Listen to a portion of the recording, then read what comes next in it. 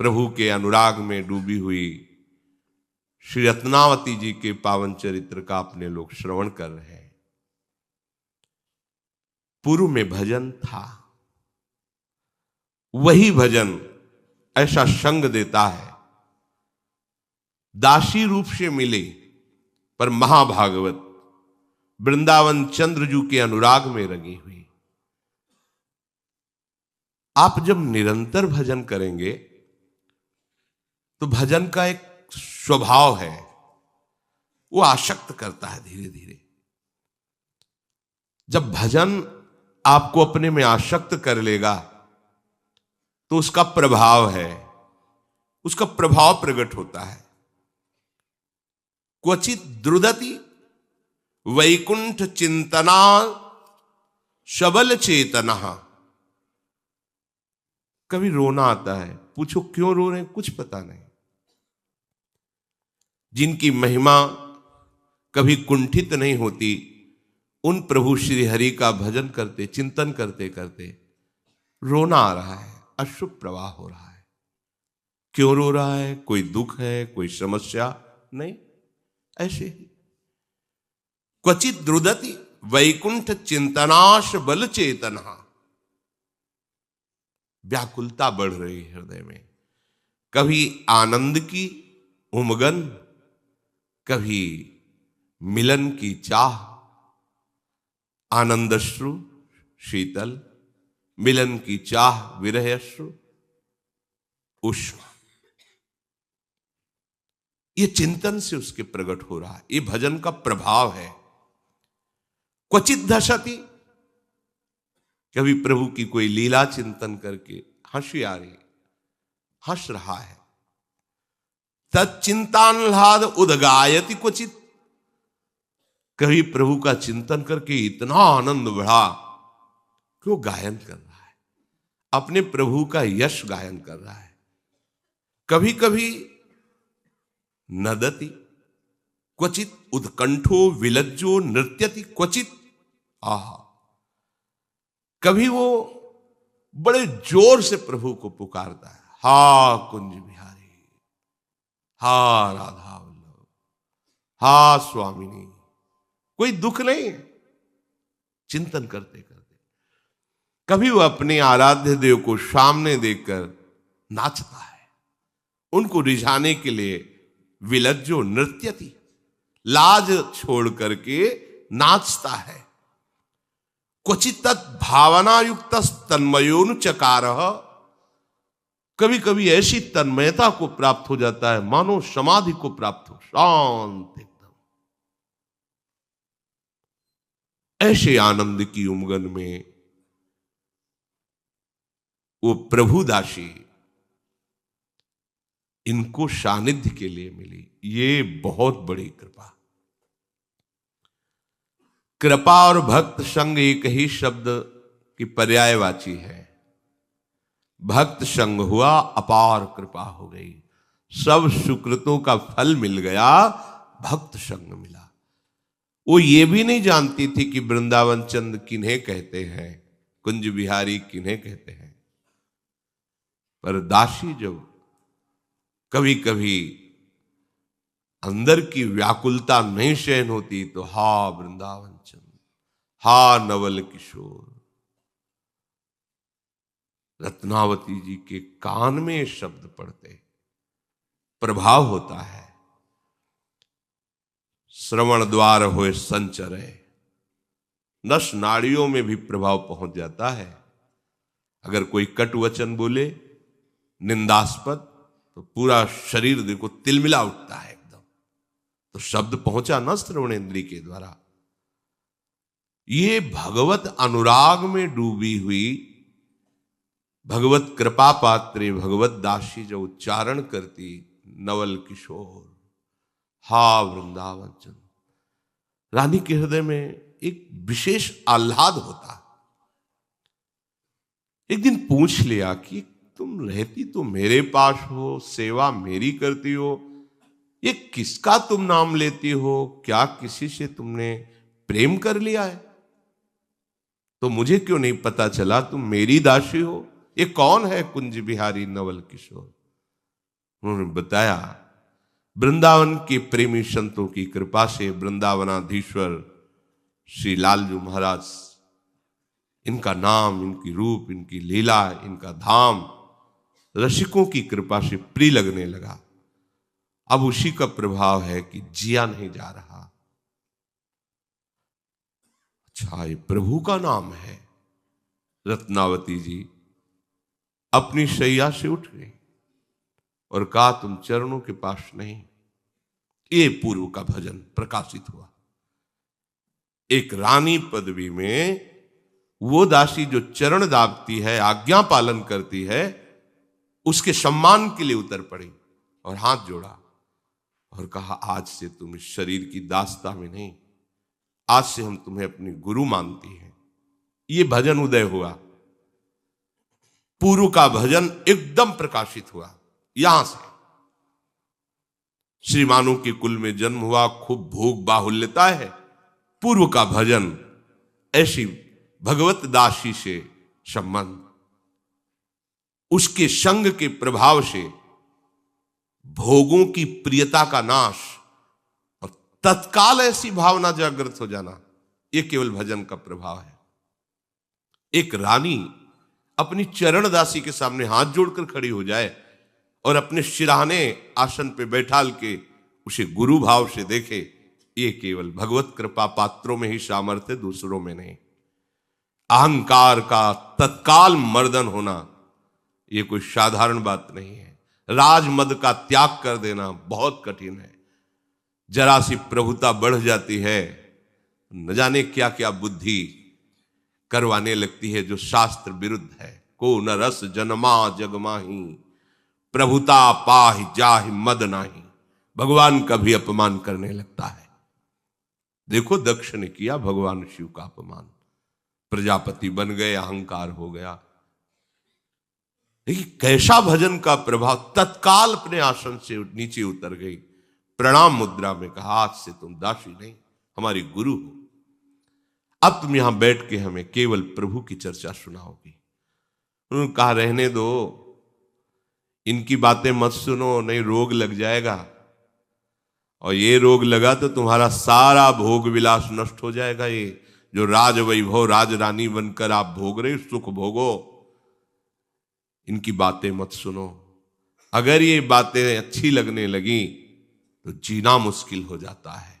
जो मैं ऐसा जानती, प्रीति किए दुख होए, नगर ढिंढोरा पीटती, यदि प्रीति न करियो कोई। रानी तो और विकल हो गई। कहा, आप कृपा करके मुझे इनकी बातें सुनाओ। अब तो आर्त और अधिकारी दोनों बातें देखी, फिर क्या। बोधयंता परस्परम कथयंति च माम नित्यम तुष्यंति च रमंति च।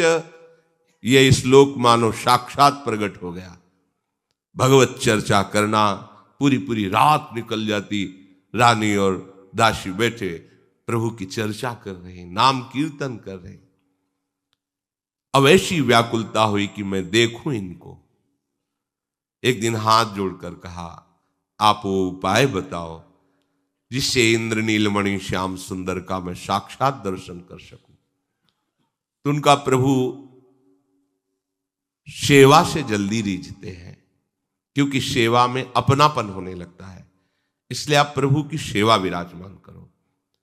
तो इंद्र नीलमणि की, ललित त्रिभंगी लालजू की श्री विग्रह सेवा की रचना हुई।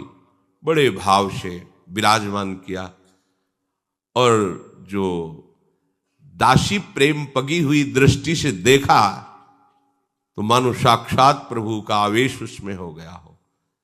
अब तो रात दिन उत्तम उत्तम भोग लगा करके दुलार करना। रानी है, सब कुछ सुख सामग्री है, आनंद तो बहुत आ रहा था, पर हृदय की जो मांग थी वो पूरी नहीं हुई। कैसे मैं इंद्र नीलमणि प्रभु को साक्षात देखूं। फिर प्रश्न किया, सेवा भी कर रहे हूं, नाम कीर्तन भी कर रहे हूं, पर प्रभु आ क्यों नहीं रहे। तो उनका आपको बताएं, प्रभु के लाडिले संतों की यदि सेवा बन जाए तो निश्चित प्रभु का साक्षात्कार हो। जहां भगवत प्रेमी महात्मा वहीं भगवान रहते हैं। मद भक्ता यत्र गायंती तत्र तिष्ठामि नारद। भगवान कहते हे नारद, मेरे भक्त जन जहां मेरा नाम कीर्तन करते हैं, गुण कीर्तन लीला कीर्तन करते हैं, वहां मैं विराजमान रहता हूं। तो यदि आप ऐसा कर पाए कि भगवत श्री विग्रह जहां विराजमान पास में संत निवास बनाए और दूर दूर सेवक लगा दें, जहां संत भगवान दिखाई दे आदर के साथ बुलाया जाए और उनको भोग पवाया जाए, उनकी सेवा की जाए। संत सेवा में ही हरि का साक्षात्कार होता है। बड़ी सुंदर पद्धति दासी ने बताई। भजबे को दो ही भले, कह हरिदास। पहले हरि सेवा विराजमान की, अब हरिदासों की सेवा। अब रानी ने प्रधान जो निजी सेवक थे दूर दूर लगा दिए। जहां कहीं वैष्णव संत जन दिखाई देते आते हैं, संत निवास में उनका प्रभु की तरह आदर होता, उनको भोग पवाना है सब। और एक चिक डाल दी थी महल की खिड़की में। बाहर से कोई अंदर है ऐसा नहीं दिखाई देता, अंदर से देख सकती थी। संत जनों को देखती, तृप्ति नहीं होती। पर रानी की एक मर्यादा होती। दासी बार बार समझाती, आप बाहर नहीं जाना है। एक दिन तो ब्रजमंडल के भगवत प्रेमी महात्मा की मंडली गई। जो ही ये पता चला ये ब्रज से आए हैं, विशेष आकर्षण। क्योंकि अपने प्यारे के जन सब बंधनी है, पर प्यारे के लीला स्थलियों में रहने वाले केवल जिस नाम रूप की हम आराधना करते हैं उसी में तन्मय होने तो विशेषता हो जाती है। दासी देखो, ये ब्रजमंडल से आए हुए रानी, ये तो ललित त्रिभंगी श्याम सुंदर के अनुरागी संत जन है। वैसे ही संतों का आदर होता, विशेष आदर हुआ। अब वो सब करताल मृदंग आदि के द्वारा भगवत लीला के पदों का गायन कर रहे हैं। शुभ प्रवाह हो रहा है, बिल्कुल भगवत साम्राज्य छाया हुआ है आनंद का। रानी ने अपनी गुरु रूपा दासी से कहा कि अब तो हम नहीं रुक सकती, अब दूरी बर्दाश्त नहीं हो रही। हमें इन संतों के समीप बैठकर इनके दर्शन करते हुए हम अपने जीवन को तभी कृतार्थ मानेंगे। अब ये चिक डालकर खिड़की से दर्शन करना नहीं हो सकता। चल पड़ी। रत्नावती जी का हाथ पकड़कर दासी ने कहा कि ये उचित नहीं है, विरोध खड़ा हो जाएगा, आप यहीं से दर्शन कीजिए, ये कुल की मर्यादा है। क्या करेंगे कुल की मर्यादा को? कुल की कानी कहां लगी करी हो, तू आगे मैं कहो जो साची, अब काहू नहीं डरी हो। कुल की कानी कहां लगी करी हो। अब सत्य आपसे कहती हूं, बिल्कुल भय नहीं है। मैं बिल्कुल ये रानी पने की मर्यादा नहीं निर्वाह कर सकती। अब किसी से नहीं डरूंगी। लोग कुटुंब जग के जे कहियत, पहले सब ही निदरी हो। ये जो परिवार के जन हैं, सगे संबंधी हैं, पहले इनका मैं त्याग करूंगी, कोई मर्यादा नहीं रखूंगी। क्योंकि मर्यादा अब प्रेम की होगी, अब नेम प्रेम का होगा। अब त्यज लोक धर्मान, अब लोक धर्म की मर्यादा नहीं होगी, अब प्रेम धर्म की मर्यादा होगी। प्रेम धर्म अन्य किसी नियम कानून को नहीं, प्रेम का एक स्वतंत्र कानून है। पहला, वो किसी भी नियम को नहीं रहने देता। सांसारिक प्रेम का एक स्वतंत्र नियम है, जो अपने आराध्य देव में तन्मयता प्राप्त करके भूल जाता है। न लाज तीन लोकन की, न वेद को कहो करे, न संक भूत प्रेत की, न देव जच्छते डरे, सुनै न कान और की, दृसै न और इच्छना। ये प्रेम का नेम है। जितने कुटुंब के संबंधी कहे जाते हैं, जो अपने कहे जाते हैं, आज से किसी की कान नहीं मानूंगी। अब यह दुख सही जात न मोपे, विमुख बचन सुनी मरी हो, कुल की कानी कहां लग करी हो। आप सुखी तो सबनी के हैं, उनके सुख का सरहियों। सूरदास प्रभु चतुर शिरोमणि, अब के हो कछुलरी हो। जो संसार के भोगों में सुखी सुखी रहे, पर मेरा सुख तो प्रभु है।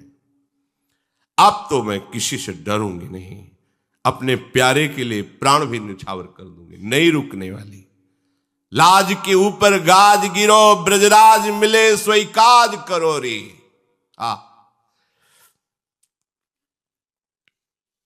लाज के ऊपर गाज गिरो, ब्रजराज मिले सोई काज करो री। जैसे लालजू मिले अब वही उपाय करो। अब लाज नहीं, अब लाज की लोक लाज कुल श्रृंखला, तज मीरा गिरधर भजी।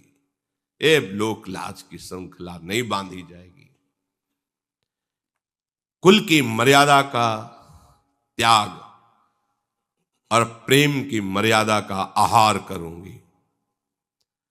दासी रोकती रही, पर रानी महल से उतर कर गई जहां संत विराजमान थे।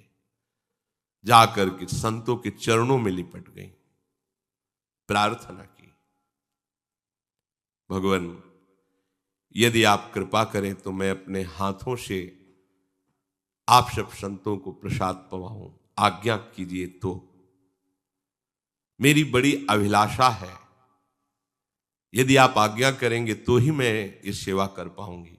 यदि आप सहर्ष आज्ञा करें तो मैं सबको अपने हाथ से पवाना चाहती हूं। मैंने समझाने की कोशिश की, पर मेरा मन अब नहीं रुक रहा है। अब ये रानीपने का निर्वाह नहीं कर पाऊंगी, पर मैं जैसी आपकी आज्ञा होगी वैसा ही करूंगी। मुझे सबसे बड़ा सुख होगा आपकी आज्ञा का पालन करने में। संतों ने देख लिया कि इसमें किसी भी तरह का अहंकार नहीं है रानीपने का, ये तो प्रभु के अनुराग में शिथिल है। अतः उन्होंने कहा तुम्हारे मन में जो जो आवे, जैसे आवे वो पवाओ, ऐसे सेवा करो। देख लिया रजोगुण नहीं है, रानीपना नहीं, ये तो भगवान की भक्ति के आवेश में है। और इसके हाथ से पाने से भजन की कोई हानि नहीं होगी। संतों ने आज्ञा कर दी, तुम्हें जैसे प्रिय लगे वैसे सेवा करो। हृदय आनंद से भर गया। क्यों? क्योंकि सच्चे प्रेमी, सच्चे हितैषी, परम लाभ देने वाले संत जन ही हैं। साचे संत हमारे संगी, और सबे स्वार्थ के लोभी, चंचल मति बहुरंगी। साचे संत हमारे संगी। साचे, साचा कौन?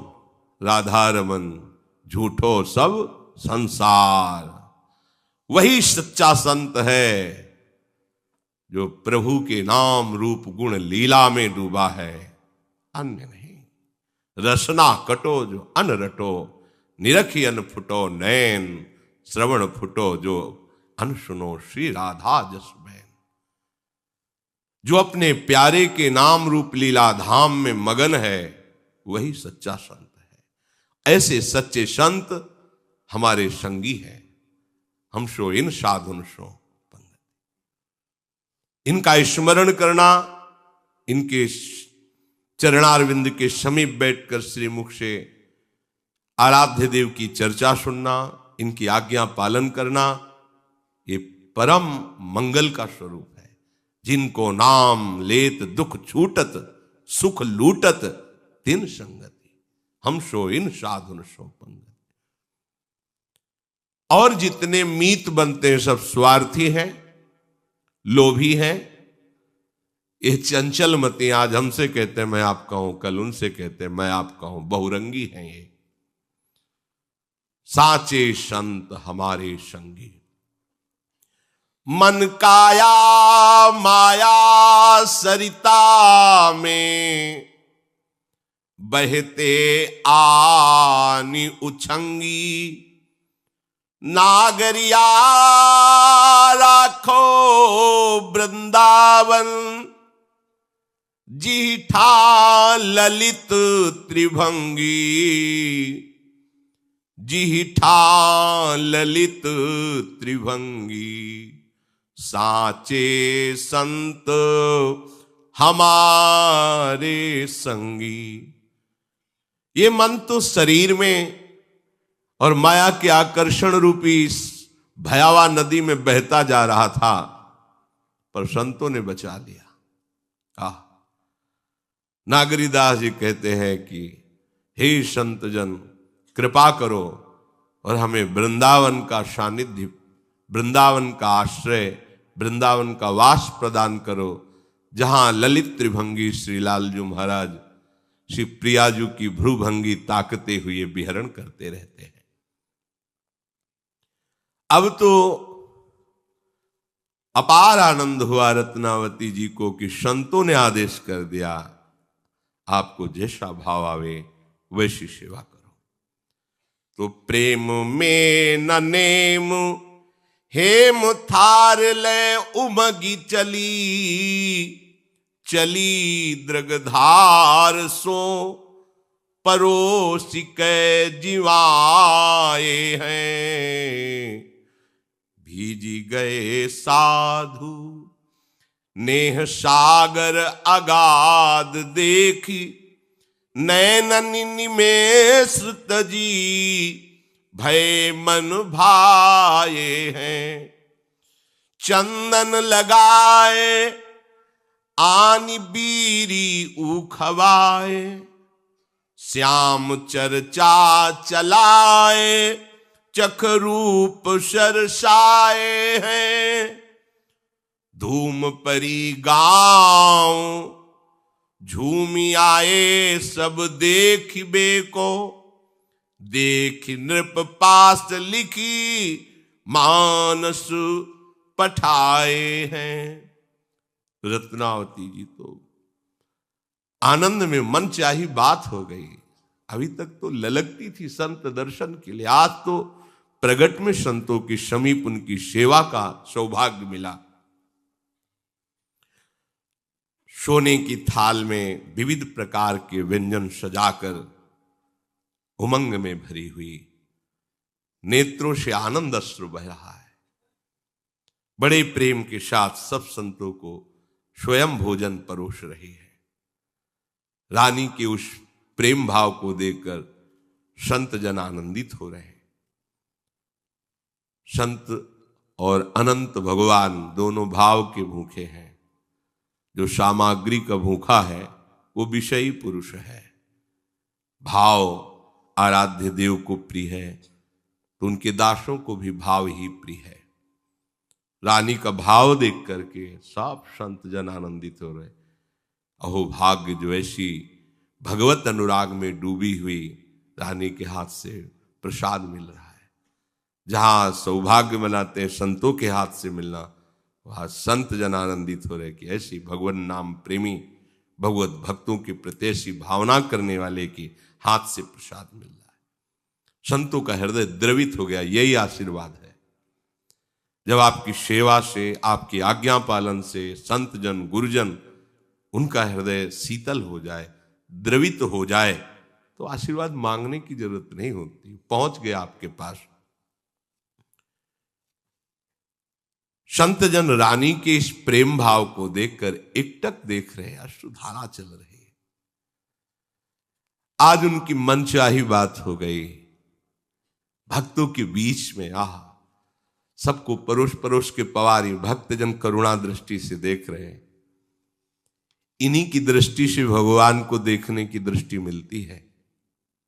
जब भक्तजनों की करुणा दृष्टि जाकर हृदय में प्रकाशित होती तो मानस नेत्र खुल जाते हैं।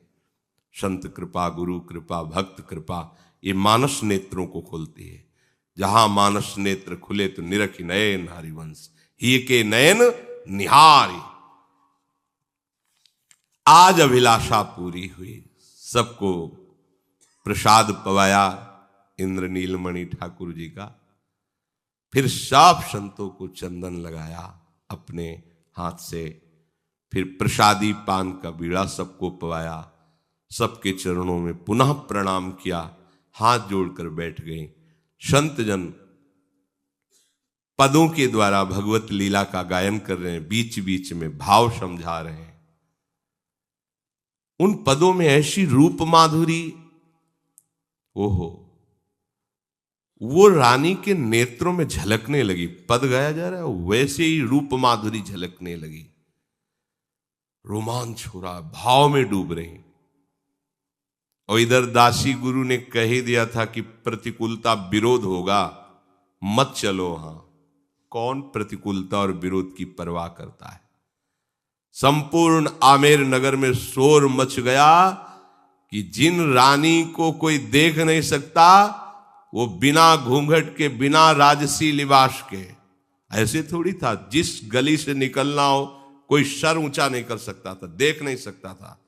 अदब के साथ सर झुका के, अगर कोई है खड़ा भी है तो सर झुका खड़ा है। कोई वहां ऐसा नहीं कि रानी की सवारी निकले ऐसे देख ले, गर्दन उतार दी जाएगी, ऐसा नहीं होता। बाअदब उसी स्थिति से खड़े हो जैसा सैनिकों ने आदेश किया, साफ सर झुकाए।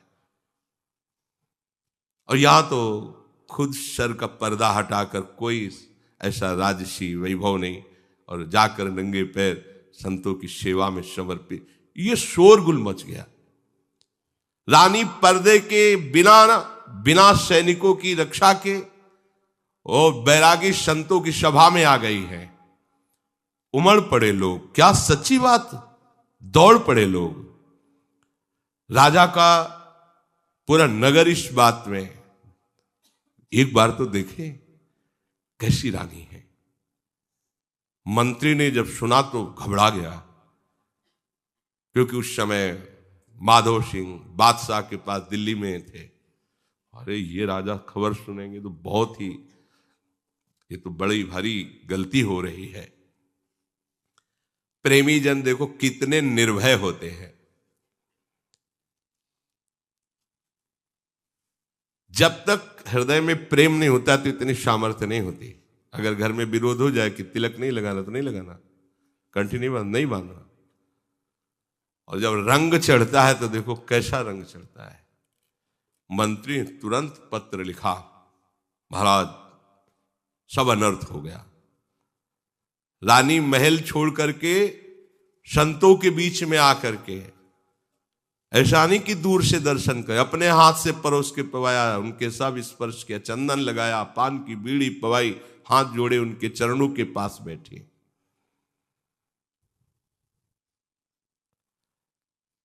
कुछ तो नगर के लोग अपना अहोभाग्य मान करके देखने आते थे, और कुछ तो जो निंदक थे, उपहास करने वाले थे, वो अपनी बातें, पूरे नगर में बातें फैली है। एक ने आके सूचना दी कि पूरा नगर ऐसा, बंद करो ये सब बात, हमें नहीं सुनना। संतों से कहा, महाराज न मेरे से प्रभु की सेवा बनती है, न भजन बनता है।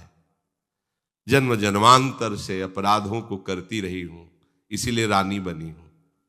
देखो विवेक, देखो क्या मुझे इस रानी पने से भगवान मुक्त कर देंगे? लोग रानी बनना चाहते हैं और वो प्रार्थना करें कि मुझे इस रानी पने से,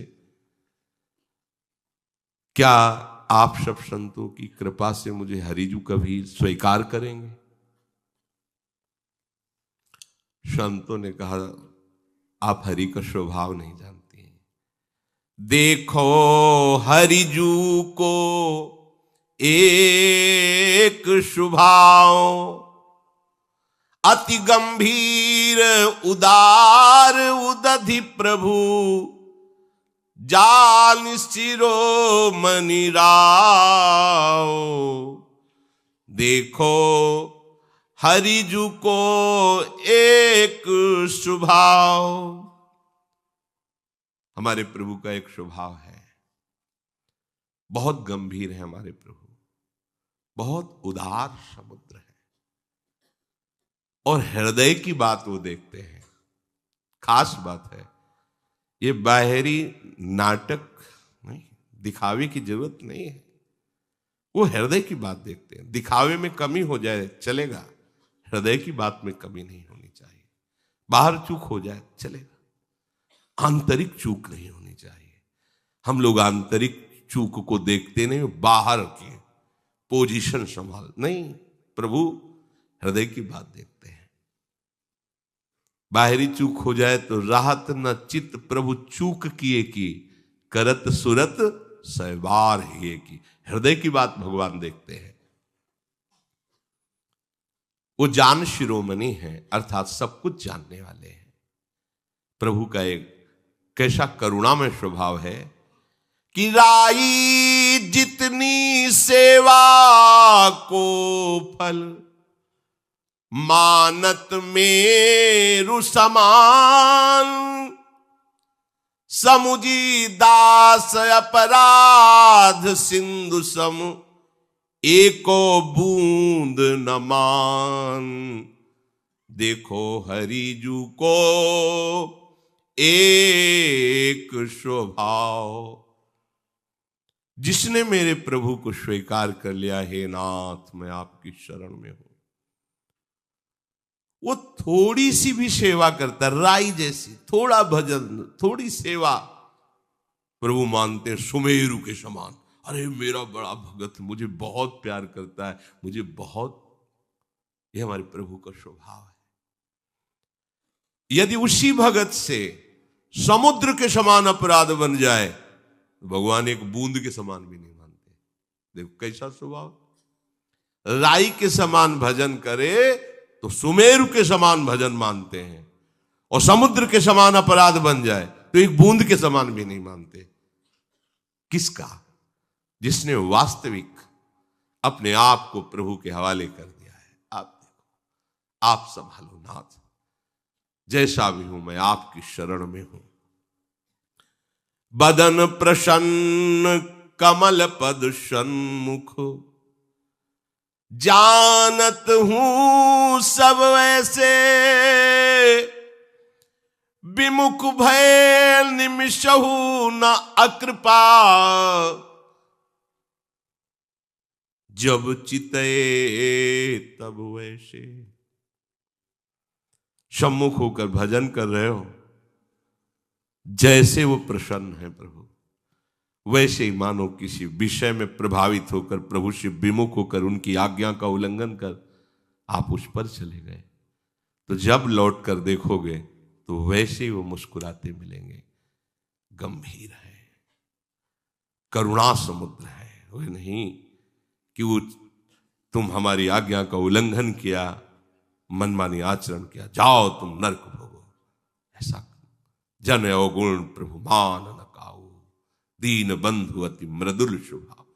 आहा, विमुख भये निमिषो न अकृपा, जब चितए तब, जब देखा तो वैसे ही मुस्कुराते हुए, वैसे ही दुलार करते हुए पाया।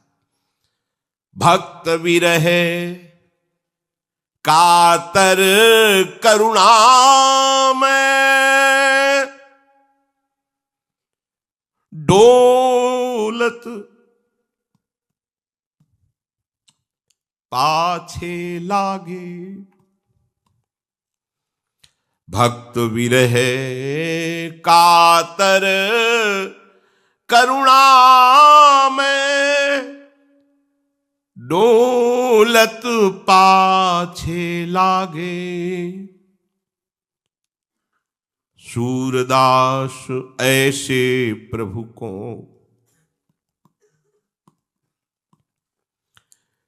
कत दीजय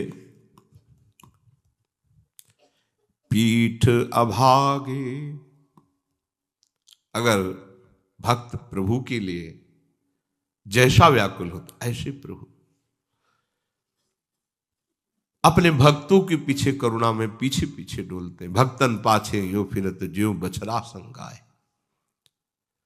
वो तो बड़े अभागे हैं जो ऐसे प्रभु को छोड़कर अन्य विषयों में, अन्य कामनाओं में इस मनुष्य जीवन को नष्ट कर रहे हैं। बड़े अभागे हैं। हरि को देखो एक स्वभाव।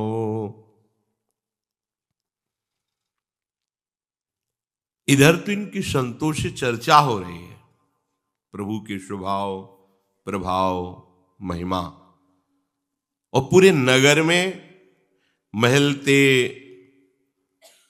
बाहर रानी ये सुनि काहू साच न मानी। धाई आए लख अचरज माने।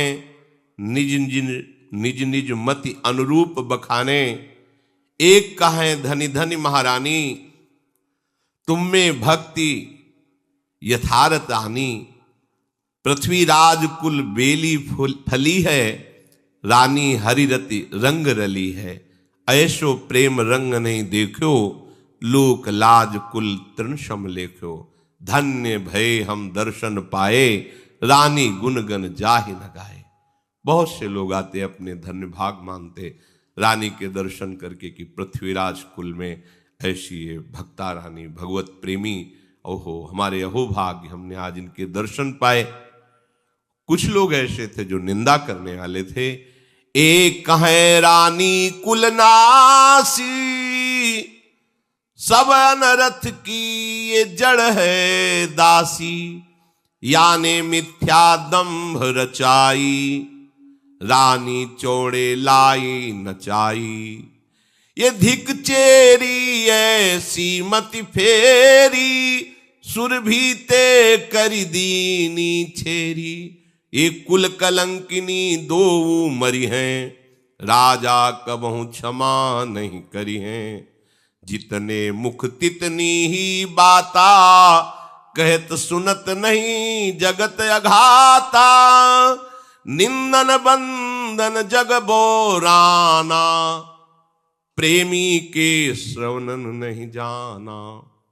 प्रेमी जन तो अपने प्रीतम की याद में मस्त रहते हैं। कोई उनकी प्रशंसा करता है तो कोई निंदा करता है। ऐसे ही रानी की बहुत से लोग प्रशंसा करते, बहुत से लोग निंदा करते और कहते सब दुख की जड़े दासी है। जिसने रानी की मोती बौरा दी, देखो कहां महलों में ऐसी रहने और कहां संतों के बीच में आकर वय करी निशंक रानी। बंक गति लई नई। दई तजिलाज बैठी मोड़नी की भीड़ में। लिख्यो ले दीवान नर आए सो बखान कियो। बाची सुनी आंच लागी नृप के शरीर में।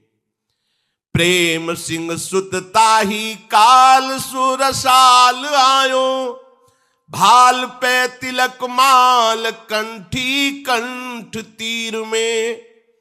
भूप को सलाम कियो नरनी जताए दियो। बोले आओ मोड़ी केरे पर्यो मन पीर में।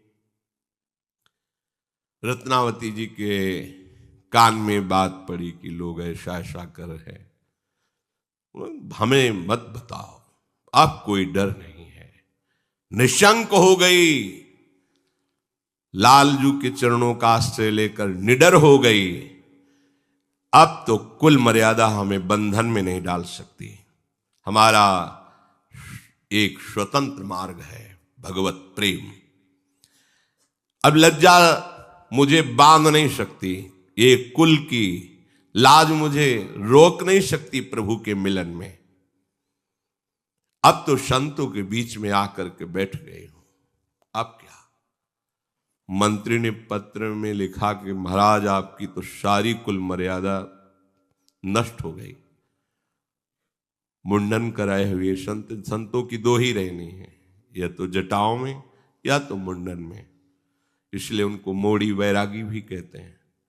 बोले मोड़ियों की मुंडी वैरागियों के बीच में आकर के ऐसे ही बैठ गई, नाच रही है, गा रही है, ऐसा वो तो सब कुल मर्यादा को नष्ट कर दिया। पत्र में मंत्री ने तत्काल लिख करके दिल्ली में उस समय राजा विराजमान थे, उनके पास भेजा।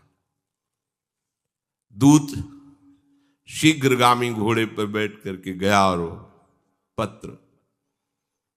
पत्र दिया और सब समाचार सुनाया।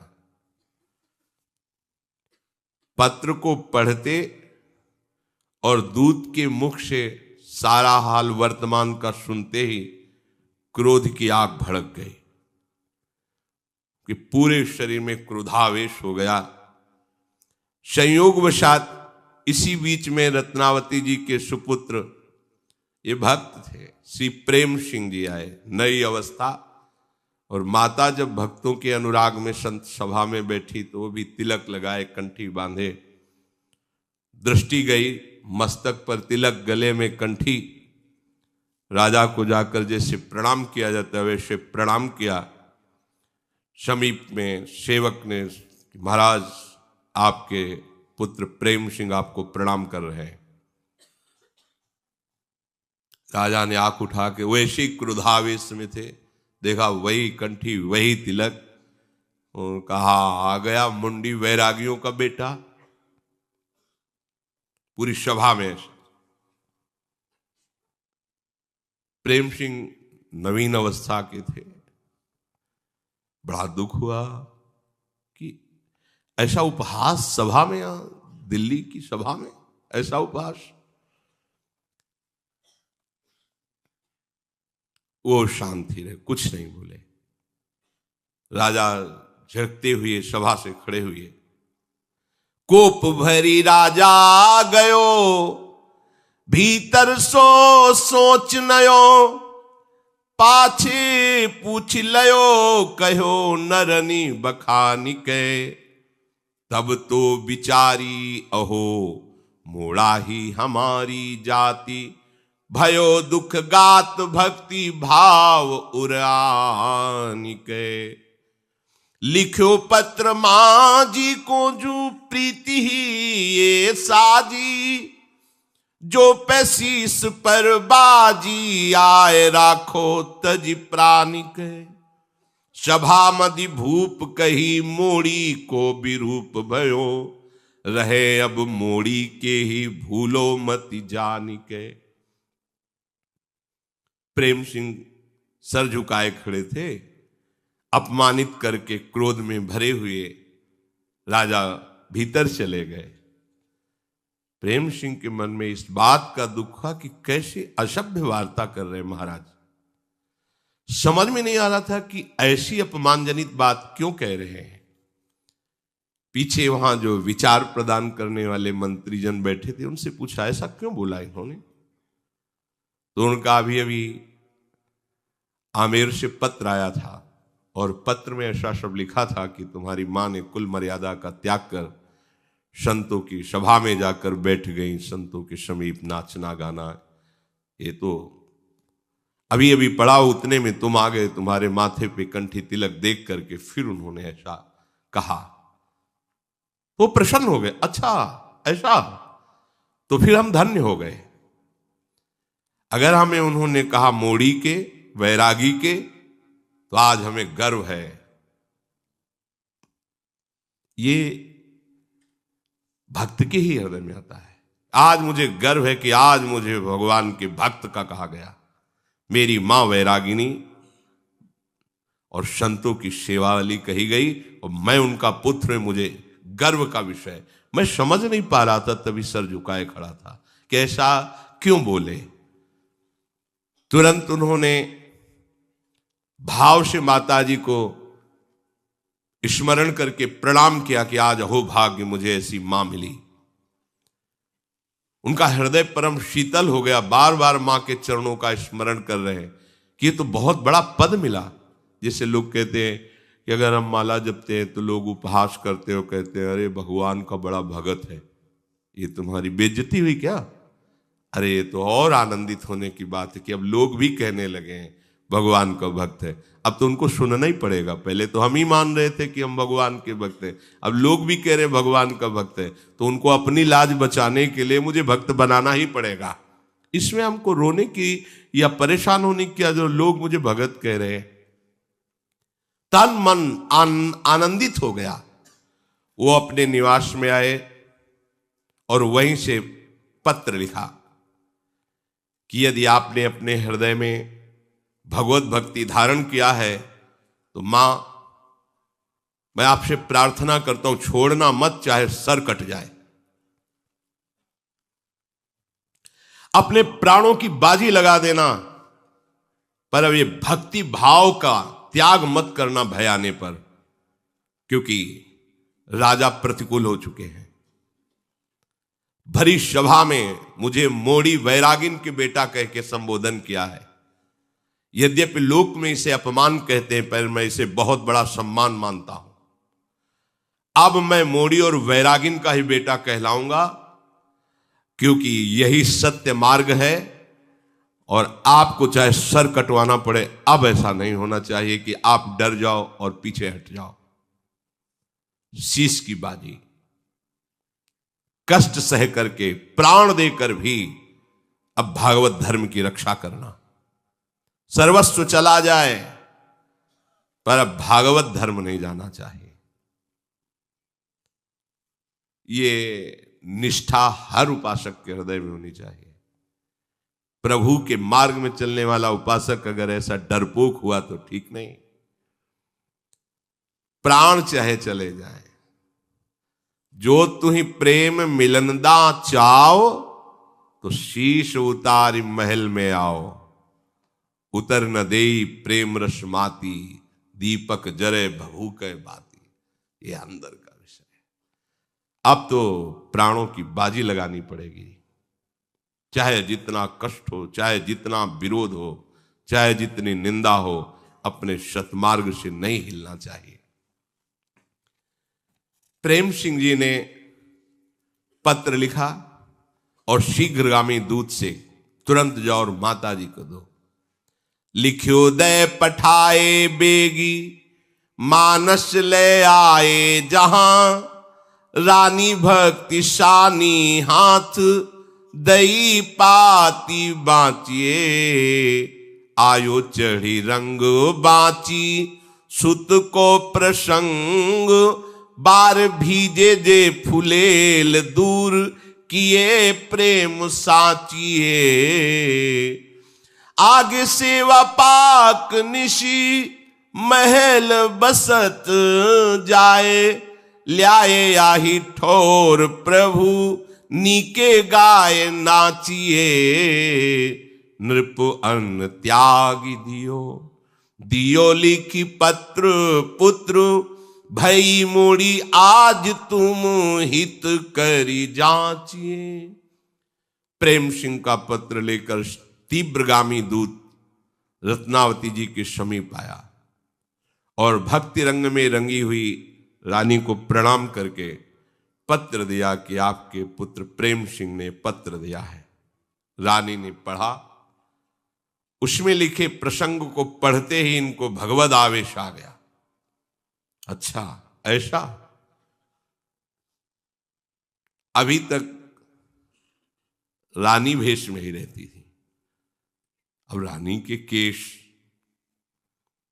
सुंदरित्र फुलेल से सजाए जाते थे, श्रृंगार होता था। संत सभा में ही बैठी मुड़वाया। नाव जो बनाने वाला नाव उसे गांव में कहते हैं, उसको बुलाओ।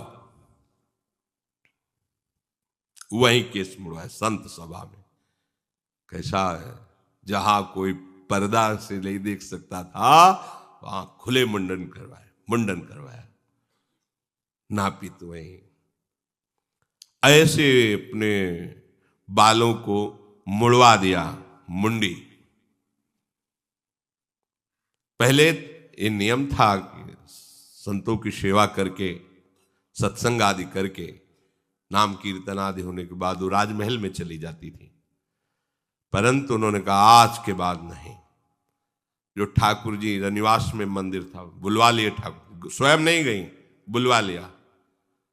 आज के बाद राजमहल में प्रवेश नहीं करूंगी, राज अन्न नहीं खाऊंगी। अपने श्री ठाकुर जी को वहीं संतों के साथ, वहीं सेवा पूजा नाच गान, महल से अन्न धन सब छोड़ दिया। जो भावुक श्रद्धालु जन नगर के थे, वो जो दे जाते ठाकुर जी का भोग लगता, संत जन पाते, वो भी रानी वहीं शयन, वहीं ठाकुर जी का उत्थापन, वहीं उनके चरणों में रहे। और पत्र लिखा प्रेम सिंह को कि जैसा तुम्हारे पिता ने कहा था वैसा ही हो गई हूं। अब मूड मुड़वा कर सच्ची बैरागिन बन गई हूं। अब बिल्कुल रानी पने का कुछ भी लेस नहीं है। रात दिन ही अब संतों के बीच में रहती हूं। तुमने बहुत बढ़िया किया जो पत्र लिखकर मुझे सूचना दे दी। परम हित की बात हमारे हृदय में अब जागृत हो गई। अब मैं किसी की पत्नी नहीं, कहीं की रानी नहीं, मैं ठाकुर जी की दासियों और संतों के बीच में रहती हूं। मूड कितनी बड़ी बात है, ये कोई छोटी बात नहीं है। इतना बड़ा विरोध राजा से रानी होते हुए कर लेना, राज अन्न नहीं, राजमहल नहीं, राज पोशाक नहीं, अपने ठाकुर जी बुला लिए। रानी ने पत्र लिखकर प्रेम सिंह को जो भेजा, तो गए नर पत्र दियो, शीश सो लगाए लियो, बाची के मगन हियो, रीझी बहु दई है, नौबत बजाई द्वार बाटत बधाई, काहू नृपति सुनाई कही कहा रीति नई है। पूछे भूप लोग कहो मिटे सब सोग भय, मोड़ी के जू जोग स्वांग कियो बनी गई है। भूपति सुनत बात अति दुख गात भयो, लयो बैर भाव चढ़ो त्योरीत भई है। रत्नावती जी का पत्र लेकर दूत शीघ्र गया और प्रेम सिंह जी को दिया, तुम्हारी माता जी ने दिया। पहले उन्होंने पत्र को प्रणाम किया, इतनी श्रद्धा, ये केवल मां ही नहीं हरिभक्ता है, इसलिए पत्र को प्रणाम किया और प्रणाम करके पढ़ा, झूम पड़े। जब उन्होंने पत्र में लिखा था कि अब मैं मूड मुड़वा करके राजमहल त्याग कर अपने ठाकुर को लेकर संतों के साथ हो गई, राजअन्न का त्याग कर दिया है, प्रेम मगन हो गए। आज से अब हमारी गिनती भगवत दासों में हो गई, मगन हो गए। मेरी मां भक्ता है, ये गर्व का विषय।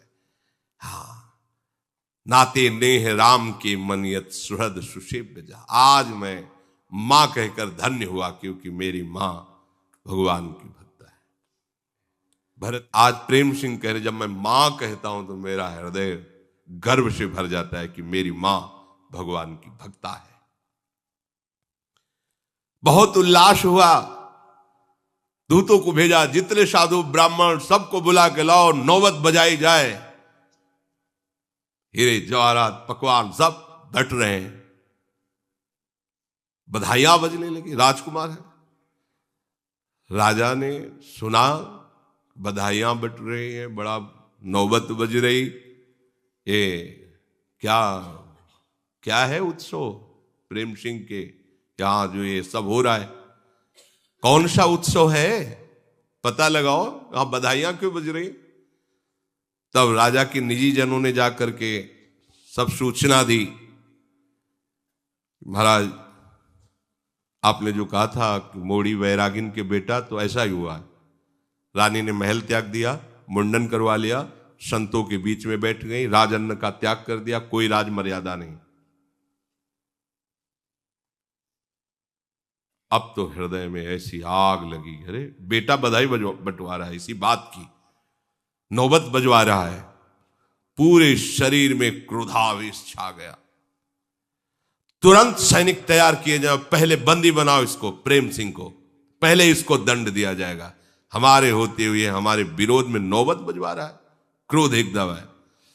कुंवर प्रेम सिंह को जब मालूम हुआ कि उधर आदेश दे दिया गया है सैनिकों को, तो अपने निजी जनों को तैयार किया, कहा हम ही काफी हैं इनके लिए, पिता से युद्ध करने के लिए तैयार हो, बिल्कुल तैयार युद्ध के लिए। ये भक्ति की लीला है, जिनके द्वारा पोषित हैं उन्हीं से युद्ध करने के, दैत्यराज कह के, ये भक्ति का स्वरूप है। सब मंत्रीजन, दोनों तरफ के विज्ञजन आ गए और समझाने लगे, महाराज आप क्या कर रहे हैं? अपने ही घर में जब आप सैनिकों के द्वारा युद्ध प्रारंभ करेंगे तो दूसरे को अवसर मिल जाएगा, फिर आप परास्त हो जाएंगे, दूसरे जो शत्रु राजा है वो आप पर चढ़ाए, ये सब क्या हो रहा है? मंत्री आदि ने नृप समझाए राख्यो देश में चबाव हुए हैं, बुद्धिमंत जन आए सुत सो जताई है, बोलियो विषय लागी कोटि कोटि तन खोए, एक भक्ति पर आवे काम ये मन आई है, पाए परि मांग लई दई जो प्रसन्न तुम, राजा निश्चित चलो जाए करो जी भाई है, आयो निजपुर ढिग ढुरी नर मिले आनी, कहो सो बखानी सब चिंता उपजाई है। पिता पुत्र में युद्ध की तैयारी देखकर जो हितैषी जन मंत्री जन थे वो अच्छी तरह से समझाया राजा को भी कि आपको अपने पुत्र के साथ युद्ध करना, सारे देश में आपकी निंदा होगी। बुद्धिमान शुभ चिंतकों ने प्रेम सिंह जी को समझाया, माना ठीक है ऐसा, लेकिन क्या ये भक्ति का स्वरूप अपने पिता को युद्ध में परास्त करना? लौकिक विषयों के लिए करोड़ों जन्म गंवाए, एक जन्म भगवान के लिए दे दूंगा तो क्या चला जाएगा? प्रेम सिंह जी ने कहा, अगर हमारा विरोध भक्ति का करेंगे तो हम युद्ध करेंगे इनसे। मंत्री आदि ने पैर पड़ करके कहा, आप राजकुमार शांत हो जाइए, आपको उचित नहीं, उधर राजा के पैर पकड़, आपका ही पुत्र है, आप शांत हो जाइए, प्रजा क्या सोचेगी, अभी समय नहीं है।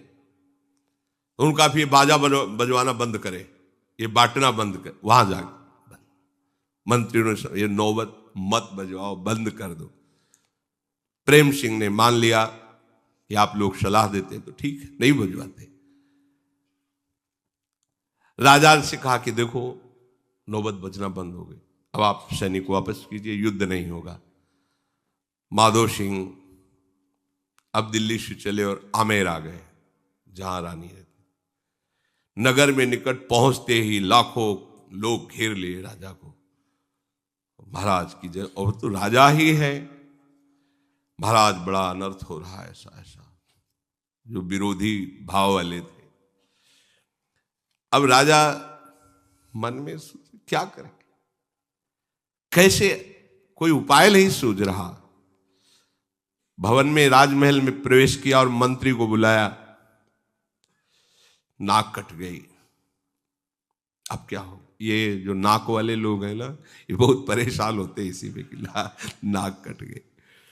भवन प्रवेश कियो मंत्री जो बुलाए लियो, दियो कही कटी नाक लोहू निर्वारिये, मरिबो कलंक हु ना आवे यो सुनावे भूप, काहू बुद्धिवंत ने विचार ले उचारिये, नाहर जो पिंजरा में दीजे छाड़ी लीजे मारी, पाछे ते पकड़ी वो बात दाबी डारिये, सबनी सुहाई जाए करी मन भाई आयो, देखो वा खवासी कही सिंह जू निहारिये। मंत्रियों को बुलाया और राजा ने कहा, मेरी तो नाक कट गई, अब वो जुड़ तो नहीं सकती, पर खून जो बह रहा है उसको तो बंद कर दो। अर्थात मेरी नाक कटा के बैरागिन हो गई, मेरे नाक के नीचे रहकर नाचेगी गाएगी, कम से कम इसका तो कुछ उपाय करो। ये कैसे मरेगी? जब तक ये मरेगी नहीं तब तक नाक कटने के बाद जैसे खून बहता रहता वो हमें रोज जलन पैदा करेगी।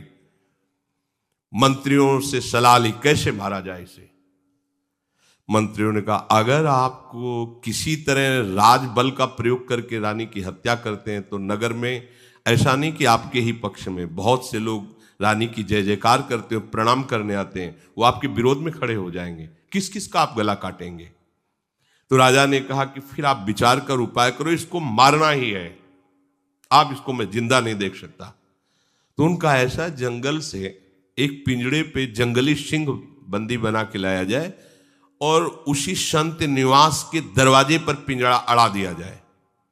अस्त्र शस्त्र से सुसज्जित राज सैनिक रहेंगे, अंदर सिंह जाएगा, संतों को, रानी को, दासी को, सबको खा जाएगा और फिर वो जब लौटेगा तो पिंजड़ा ही पिंजड़े में बंद करके हाँ ये उपाय, और फिर बात बन जाएगी। आपने नहीं मारा, बस इतनी बात हो जाएगी। रानी के सामने छोड़ दिया, राजा राजी हो गए। अब उपाय किया गया, सिंह पिंजड़े में बंद किया गया, ला करके जैसी सलाह हुई थी ठीक संत निवास के दरवाजे पर पिंजरा सेट कर दिया गया, खोला गया, दहाड़ करके सिंह उससे बाहर निकला। वही गुरु स्वरूपा दासी जोर से बोली रानी सिंह, क्योंकि जंगली सिंह, और उस समय वो ठाकुर जी की अर्चना कर रही थी, सेवा कर रही थी। सिंह जोर से आवाज हुई, सिंह ने भी दहाड़ की, करे हरि सेवा भरी रंग अनुराग दृग, सुनिए है बात नेकु नैन उन टारे हैं, भावी ही सुजाने उठी अति सन्माने, अहो आज मेरे भाग्य श्री नरसिंह जू पधारे हैं। ये भक्तों की भावना होती है, उनको कहीं भय नहीं, भावना सच्चाई वही शोभालय दिखाई, फूल माल पहिराई रची टीको लागे प्यारे हैं, भोनते निकसिधाए मानो खंभ फारी आए, विमुख समूह तत्काल मारी डारे हैं। नृसिंह आया, रानी ने कहा, जब उन्होंने कहा सिंह तो उन्होंने कहा सिंह नहीं नृसिंह। ये भक्त कभी अपनी भावना से तिल भर भी नहीं हटता। उस समय भगवान की अर्चना में लगी हुई थी, नेत्र प्रेम में डूबे हुए प्रभु का श्रृंगार कर रहे थे। जी कहा सिंह, उन्होंने कहा सिंह नहीं नृसिंह, और दृष्टि घुमाई, देखा बाल फटकारते हुए भयंकर रूप में कदम बढ़ाते आ गया। अहो अहो स्वागत है, धन्य भाग, प्रहलाद को जैसे कष्ट से निवारण करने के लिए आप आए, ऐसे ही आप कृपा करके मेरे समीप आए, धन्य भाग, आप तो चलकर मेरे पास आए। प्रभु आपका दुलार, आपका प्यार, अहो भाग। सामने जंगली सिंह और ये अपने भाव में खोरे खड़ी हो गई जैसे स्वागत के लिए, वही अर्चना की थाली ली हुई है, और आते हुए सिंह के समीप 4 कदम आगे बढ़ी, स्वागत है आप। जैसे छोटा सा बछड़ा नहीं होता, ऐसे सिंह नजदीक आके ऐसे रानी ने से दुलार किया, माला पुष्पों की पहनाई, सुंदर तिलक लगाया, भाव से प्रणाम किया और आरती उतारी। जो आरती उतार रही तो उनको अपने ललित त्रिभंगी लाल जो दिखाई दे रहे हैं, सिंह में लाल जो दिखाई दे रहे हैं। सिंह तब तक ऐसे खड़ा रहा जैसे गाय सीधी, बछड़ा सीधा। जे ही पूजा हुई, पूछ उठाई, दहाड़ मारी और पिंजड़े के ऊपर से छलांग लगाई। पिंजड़ा ऐसे रखा था कि निकलने के समय उसी में जाए, पिंजड़े के ऊपर से छलांग लगाई। बाहर जितने सैनिक थे तो जैसे खंभे से निकलकर नरसिंह भगवान ने फाड़ डाला हिरण्यकश्यप को, ऐसे ही, और नीचे से छलांग मार के जो बालकनियों में राजमहल के खड़े जितने विरोधी थे, आश्चर्य ये हुआ कि एक क्षण में सब हुआ, उनको अस्त्र चलाने और संभालने का भी अवसर नहीं दिया।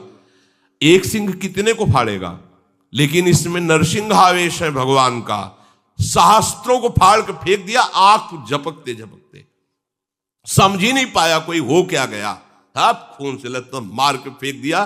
जो पकड़ने वाले विरोधी दर्शक कि हाँ आप देखो कैसे रानी को मारेगा दासी, वहां तो बछड़े की तरह खड़ा रहा। ये केवल केवल प्रभु के दृढ़ आश्रय से ही ऐसा हो सकता है, नहीं तो दहाड़ में ही ना पूजा की थाली फेंक के भागले को होगा। क्योंकि अगर थोड़ी भी निष्ठा गई तो फिर ओ है वही मत्ता परतरम नान्यत किंचित अस्ति धनंजय। विमुखों को तत्काल मार दिया और जोर जोर से गर्जना करके आनंद की चाल में से जंगल की, तो किसी की हिम्मत नहीं थी कि सिंह के आसपास। भूप को खबरी भई रानी जू की सुधी लई, सुनीनी की भांति आप नम्र हुए के आए हैं, भूमि पर साष्टांग करी हरी मति भई दया, आप आए वाके बचन सुनाए हैं, करत प्रणाम राजा बोली अजुलाल जू को, नेक फिर देखो एक और ये लगाए हैं, बोले नृप राजधन सब ही तिहारो धारो, पति पे न लोभ कही करो सुख भाए हैं। राजा ने पूछा मार डाली गई रानी अकेले माली कि दासी भी मरी, संत भी मरे? बोले एक भी नहीं महाराज। क्यों? बोले एक दो नहीं मरे, हजारों मरे, लेकिन आपके सब मरे। क्या हुआ? जब सिंह अंदर गया तो रानी के सामने घुटने टेक दिए, रानी ने पूजा की, प्रणाम किया, आरती की, बाहर निकला तो आपके हजारों लोगों को, हजारों सैनिकों को उनके दिमाग में है कि ये कोई साधारण बात नहीं है।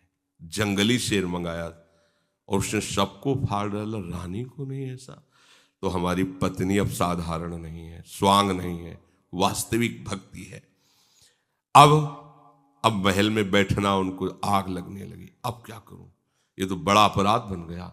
भगवान के भक्त का अब इतना तो पता ही, भगवान के बल से ये सब सृष्टि चल, अब क्या होगा, क्या करें, कैसे?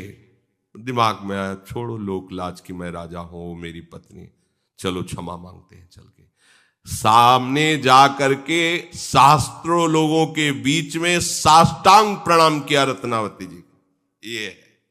ये है अटल श्रद्धा और विश्वास का। राजा है, पति है, विरोधी है, साष्टांग दंडवत किया। अत्यंत नम्र होकर के, बहुत दैन्य होकर हाथ जोड़ करके, ओ क्षमा कर दो मुझे, मेरी बुद्धि बदल गई थी, विपरीत हो गई थी, मैं तुम्हारे प्रभाव को नहीं जानता। भाव विभोर होकर भूमि पर पड़े हुए हाथ जोड़कर प्रार्थना, मुझे क्षमा कर दो।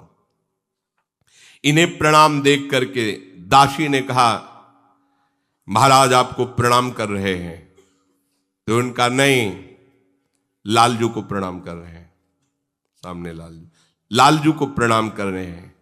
हाँ ठीक ही है, ये क्या, ब्रह्मादि भी हमारे लालजू को प्रणाम करते हैं। तो एक छोटे से प्रांत के राजा है, मुड़ के भी नहीं देखा, मुड़ के भी नहीं देखा और कहा लालजू को प्रणाम कर। ठीक ही है, क्योंकि ये क्या है, बड़े ब्रह्मादि शिवादि भी जिनके चरण रखने की चौकी को प्रणाम करते हैं, वो हमारे लालजू हैं। इसे कहते हैं निष्ठा। एक बार भी नहीं, प्रियता प्रियता है, प्रियता लालजू पे हो गई। यहां ऐसे ही होता है, थोड़े दिन भक्ति की, जहां परिवार के सब अनुकूल हो गए तो पता ही नहीं चलता कि वो भगत थे कि नहीं थे, क्योंकि वो अनुकूलता आ गई, जिसके लिए वो भजन कर रहे थे उसी में बह गए। रानी ने कहा ये लालजू को प्रणाम कर रहे हैं। दासी ने कहा देखो हाथ जोड़कर आपसे प्रार्थना, एक बार तो देख लो। कहा नहीं, ये बिकी हुई आंखें हैं, किसी और की ओर नहीं हो सकती। ये बात मतलब यही खास बात समझनी है। रानी ने क्या कहा, अब ये बिकी हुई आंखें हैं, लालजू ने खरीद लिया है, अब ये आंखें किसी और की तरफ नहीं हो सकती।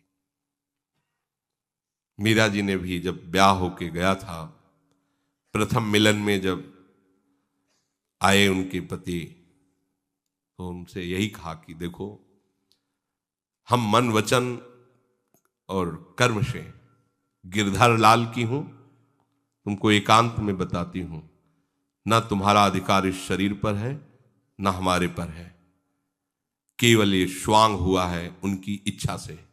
अगर आप इसे स्वीकार कर लें तो आपके लिए बहुत अच्छा रहेगा। उतर पड़े शैया से और चरणों पर बैठ गए और कहा अहो भाग्य, पर हमारा आपका व्यवहार बाहर पत्नी पति जैसा रहेगा, एकांत में गुरु शिष्य जैसा रहेगा। उनका ठीक है। पूरा जीवन राणा साहब ने ऐसा ही निर्वाह किया। जब एकांत होते तो शिष्य की तरह बर्ताव करते मीरा जी से, और जब समाज में होते तो पति जैसा कि कोई उनको विक्षेप न पहुंचावे। रानी ने कहा ये आंखें तो लालजू की हो गई हैं, बिक गई हैं, अभी किसी और दूसरी ओर की नहीं।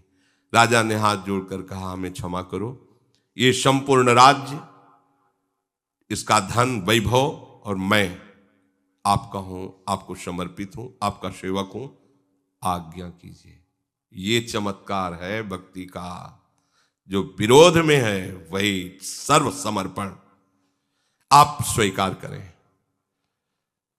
रानी ने कहा मैं किसी संपत्ति, आपसे कोई संबंध नहीं, मुझे राज्य नहीं चाहिए। राज तो आप भोगें, संपत्ति आपकी, हमारी संपत्ति तो हमारे लालजी और संत जन है। मुझे और कोई राज्य, कोई संपत्ति या कोई प्रिय संबंध नहीं चाहिए। हमारा सब कुछ लालजू और संत जन है। हृदय में यदि हमारे थोड़ा भी भजन है तो वो भजन कभी नष्ट नहीं होता।